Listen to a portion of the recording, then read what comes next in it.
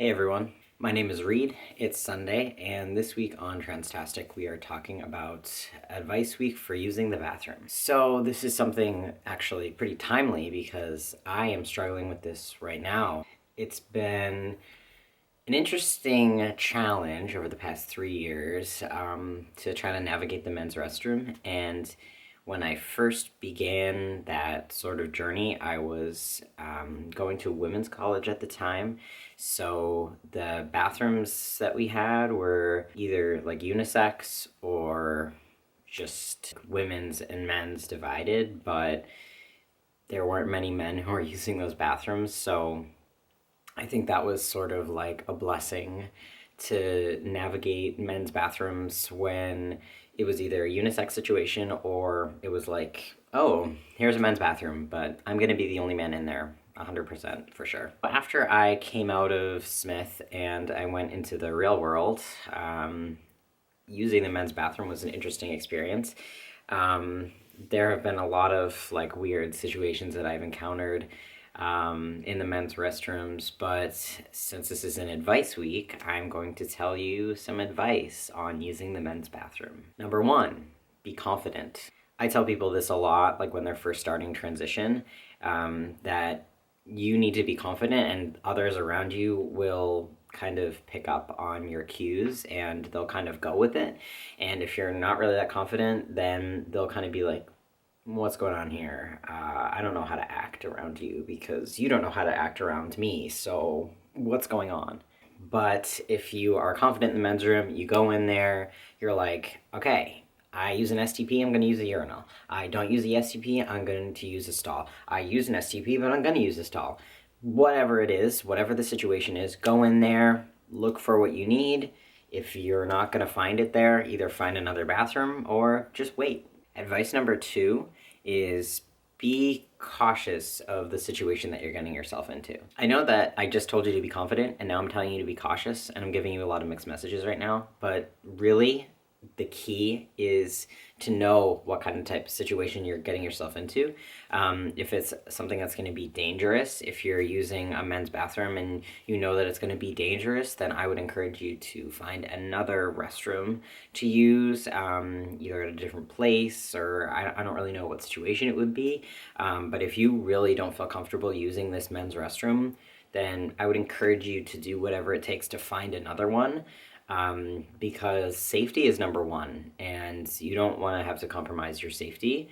I don't think that it's right for you to have to go somewhere else because someone else sucks and they're violent, but we're not there yet. In the trans movement, we're getting there, but we still have a lot of work to do. So if you feel uncomfortable, if you feel like it's going to be a situation that is not going to be good for you, then I would encourage you to find another place to do that. Number three, it's not really advice. It's more of like a question that I get asked a lot, what if people look at me and what if people see that I am facing the wrong way or whatever.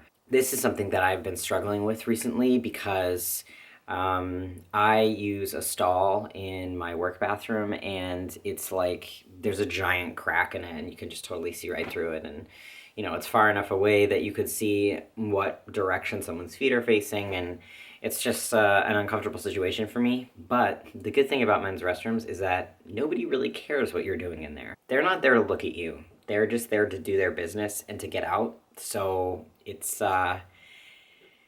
really more what makes you comfortable. If you feel comfortable just going in the stall, feet facing the wrong way, feet facing the right way, whatever you consider right or wrong for you, then it doesn't really matter. Nobody's going to look at you. And if you are worried about it, usually what I do is if I have like a jacket with me or a sweater or something, I'll throw it over the stall so that someone actually can see when they first walk into the bathroom that I'm in the stall. Number one. Number two, that there's no uncomfortable awkwardness of them being able to look into the crack and see me doing whatever I'm doing. And even if they did, I don't think they would care. I don't think that they would put two and two together. we are very aware of trans people because we're trans, but I don't really think that like the mainstream, like people who are using these bathrooms are really going to be so aware of trans people, and especially trans men, that they're going to be like, oh, your feet are facing the wrong way and I hear you peeing and it doesn't quite sound like the pee that I'm used to hearing, and you're definitely a trans guy. No, I don't think that's going to happen. I doubt it will. So, yes.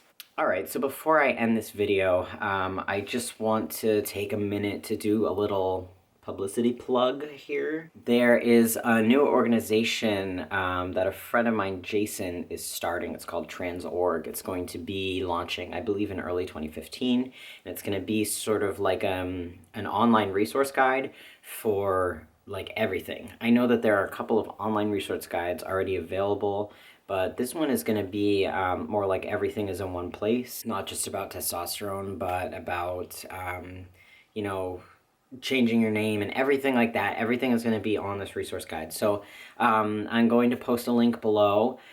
Please go check out the flyer. They are looking for volunteers. If anyone is willing to volunteer, it's kind of a wide variety of time commitments. So I'm going to be posting a link again, like I said, to the flyer below. So if anyone is interested in volunteering and helping get this up and running, that would be really great. If anyone has any questions, direct them to me and I can direct you to the person that can answer those questions. The second thing I wanted to say is that I got a new camera. I did it. I splurged. It was incredible. It was like such a rush, but I did it. So everyone, let me know how you like it. And if you don't, I don't care, because I spent a lot of money on it and I'm not going to return it. No, but seriously, let me know how you like this. And this is what I'm going to be using to record my videos from now on. And the lighting is kind of a semi-permanent solution. It's just like a lamp staring directly at my face. So it's light though, so it doesn't really matter. Okay guys, thank you so much for watching. Please subscribe to my personal channel. I'm going to be uploading a video there today about the Duggars. Hot topic right now. Although it's pretty much getting overshadowed by Ferguson, which it definitely should. But, you know, I still have things that I want to say about it. Don't know if I'm going to make a video about Ferguson yet. I think that's too soon. Yeah, too soon. Alright guys, thank you, and I'll see you all next week.